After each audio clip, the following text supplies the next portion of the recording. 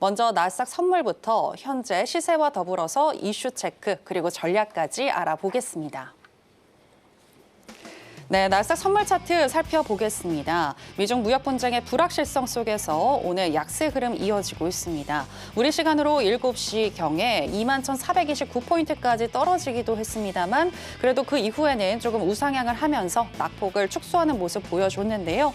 주 매매 거래 시간인 10시 30분경에는 21,553포인트 선까지 올라가기도 했습니다만 여전히 0.71% 정도 하락한 21,517포인트 선 지나가고 있습니다.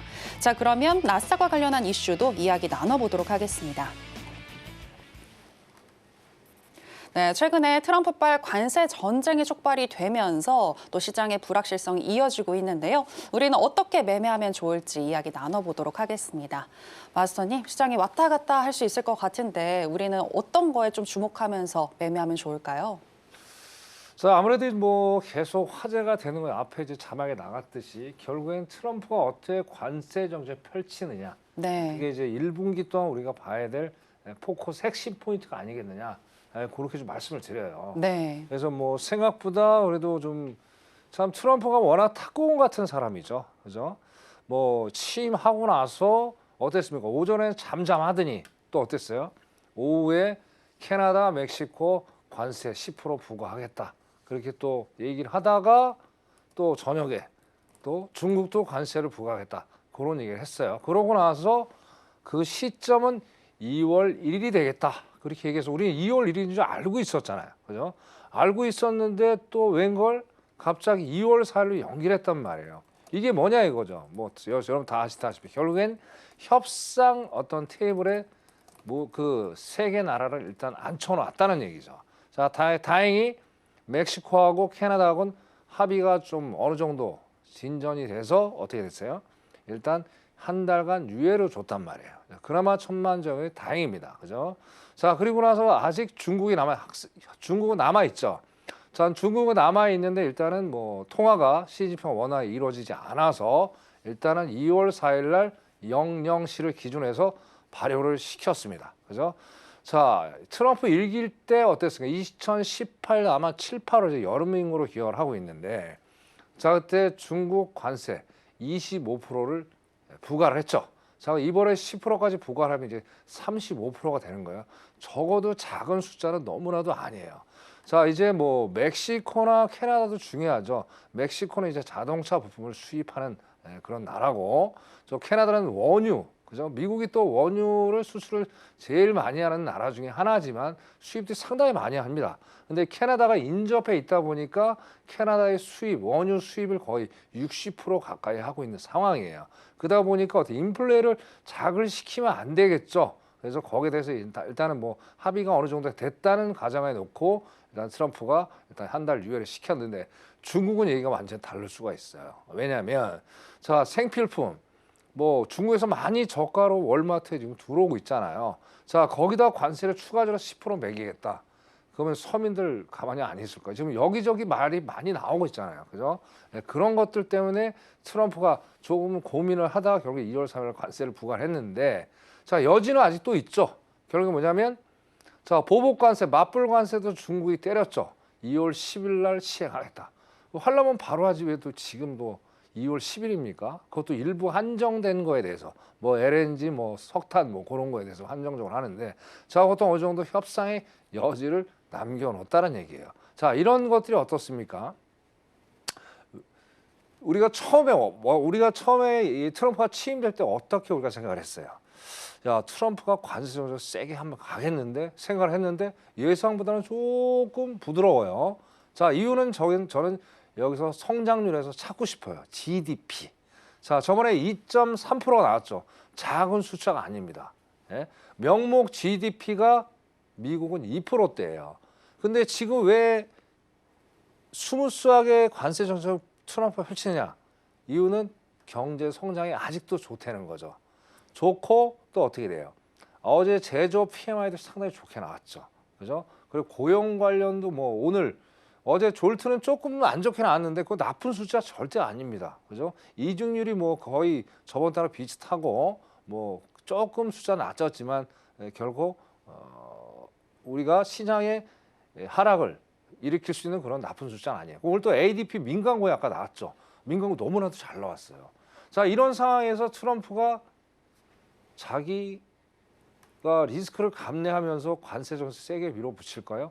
밀어붙이지 못한다는 얘기예요. 저희 반응 거는. 그래서 이런 것들이 복합적으로 작용하다 보니까 관세 정책을 조금 스무스하게 가는 게 없지 않아 있느냐 그렇게 판단해봐요. 자, 트럼프 일기 때로 잠깐만 또 넘어가 보자고요. 자, 트럼프 일기 때하고 지금하고 다른 상황은 뭐예요? 자, 트럼프 일기 때는 인플레이션도 없었고, 그죠? 고금리도 없었어요. 그죠? 단지 파월하고 트럼프가 싸웠던 이유는 아까 25% 관세를 부과를 하면서 야, 이거 인플레이션이 뛸 것 같은데 야, 이거 안 되겠어. 그러니까 금리를 올려서 인플레 미리 선반영해서 잡아놔야 되겠다. 근데 트럼프는 뒤에서 계속 그런 거 없으니까 내려. 결과적으로 뭐 인플레 자극 없었죠. 그래서 금리를 내렸던 상황. 근데 지금은 완전히 다르죠. 그죠? 지금은 또 고금리에다가 인플레이션 아직도 안 꺾이고 있습니다. 그죠? 자, 1월 달에 나왔던 CPI, PPI, PC. 그죠? 전혀 끈적끈적한 스티키한 그런 형태를 지금 보여주고 있다라는 얘기죠. 자, 그러면 어떻습니까? 자, 2월 달에 또 인플레이션 관련 지표들이 발표가 될 거예요. 제가 보기에는 일단은 석유, 원유가 좀 많이 올랐었죠. 1월 달에 거의 $80 근처까지 올라갔단 말이에요. 그게 분명히 저는 자극을 할 거라고 생각을 해요. 그래서 요 근래 들어서 연준 위원들이 그러죠. 인플레를 또 자극할 수 있는 요소가 충분히 좀 내재돼 있다. 그래서 급하게 금리 인하를 서두를 필요 없겠다라는 얘기를 했어요. 그죠? 네, 그런 것들이 복합적이 되면서 상당히 지금 시장에 불확실성을 키우고 있는 게 아닌가 그렇게 보여집니다. 그래서 어떻게 됐든 아직 트럼프가 관세 정책은 4년 임기 동안 계속 만지작 거릴 거라고 보여지는 거예요. 자, 왜 그러느냐? 아까 GDP로 다시 들어가서 자, 과연 고용도 안 좋고 GDP도 안 좋으면 어떻게 될까요? 트럼프는 어떻게 했어요? 방아쇠 바로 땡길 거예요. 관세 방아쇠. 야, 니네 안 되겠어. 우리 너무 힘들어. 니네 관세 딱 때려서 우리 먹고 살아야 되겠어. 분명히 이거 하고도 남을 사람이에요. 지금 다시 말씀드리면 지금은 노동시장 경제가 너무 좋다 보니까 발톱을 숨기고 있지만 트럼프가 이게 시장이 경제가 노동시장이 안 좋으면 다시 한번 강제로 세게 드라이브를 걸면서 시장에 불확실성을 키울 수 있겠다라고 말씀을 드립니다. 네, 그러면 결론적으로 말씀드리면 올해 1분기까지는 그래도 조금은 시장이 희망적이다. 그렇게 보여지고요. 그리고 4월 달에 이제 2025년 1분기 GDP가 나오겠죠. 그때 보시면서 우리가 사후에 투자 전략을 가져갔으면 좋겠다. 결론적으로 주식 하시는 시청자 여러분 계시잖아요. 그죠? 자, 계시기 때문에 3월까지는 그래도 좀 따뜻한 봄이 될 거다. 그렇게 말씀을 드리고 싶습니다. 예, 여기까지 하겠습니다. 이상입니다. 예. 네, 현재 나오고 있는 다양한 경제 지표들을 통해서 미국 경제가 견고하다는 것이 확인이 되고 있기 때문에 현재 트럼프 대통령이 관세 정책을 서두르지 않는 것으로 보인다라고 분석해 주셨습니다. 하지만 미국 경제가 위축이 된다면 언제든지 트럼프 대통령은 관세를 또 세게 휘두를 수 있겠다라고 또 언급을 해 주셨으니까요. 트럼프가 또 임기에 또 재직하고 있는 4년 동안은 관세 리스크는 계속해서 이어질 수 있다는 점 여러분들 명심하시고 매매하시면 될 것 같습니다. 자, 그럼 계속해서 또 하나 질문을 드릴까 하는데요. 이번 주에 아까도 살짝 언급을 해주셨지만 곧 자정에 서비스 PMI가 발표가 되고 또 금요일에는 실업률과 비농이 발표가 되잖아요. 네. 우리가 또 주목해봐야 할 부분이 있다면 어떤 걸까요? 이 세 가지가 다 중요하죠. 네. 근데 참 이게 8월 5일 때 그때 이제 블랙 먼데이가 이제 나타났었잖아요. 네. 여러 가지 원인이 있겠지만 여기서 이제 ISM 서비스 PMI가 조금 덜 나왔죠. 뭐 이것 때문에 또 시장에서 난리가 났죠. 네. 야, 이거 미국 경제가 식는 거 아니야? 그러면서 이제 하방에 압력을 받았어요. 자, 오늘 예상은 어떠냐면 일단은 54.20 정도. 그죠? 일단은 좀 좋게 나오는 것 같아요.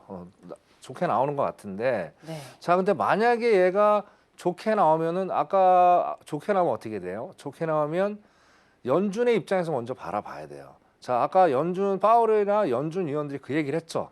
자, 이런 경제 관련 지표들이 좋게 나오게 되면 어떻습니까? 소비 관련 지표들이죠. 자, 이런 게 좋게 나오면 어떻게 돼요? 금리를 내릴 명분이 없어요.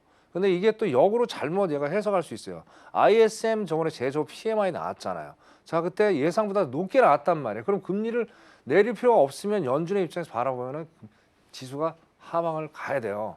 근데 결국엔 아까 관세하고 맞물리면서 관세에 대한 이슈가 조금은 안도를 하면서 상승을 주도했단 말이에요. 오늘도 이거를 그렇게 보셔야 돼요. 자, 일단은 자정에 발표를 하니까 그때까지 기다리십시오. 기다리시고 이게 숫자가 어떻게 예상치보다 어떻게 나오냐에 따라서 나스닥의 방향이 바뀌어질 수가 있다라고 말씀을 드릴게요. 자, 그리고 이제 다우를 또 잘 보셔야 돼요. 다우가 나스닥에 비해서 다우는 움직임이 상당히 지금 신중하게 움직이고 있어요. 이게 뭐냐 이거죠. 그래서 다우도 반드시 체크하면서 ISM, PMI를 좀 서비스 PMI를 보시면서 매매를 좀 하셨으면 좋겠고요. 자, 그리고 또 금요일 날 제가 나오지 않으니까 또 그 실업률 비농업 관련해서도 제가 좀 말씀을 드리도록 하겠습니다. 자, 이제 금요일 날 이제 비농장 급여, 비농업이죠. 요걸 이제 요거 하고 이제 실업률을 발표를 하죠.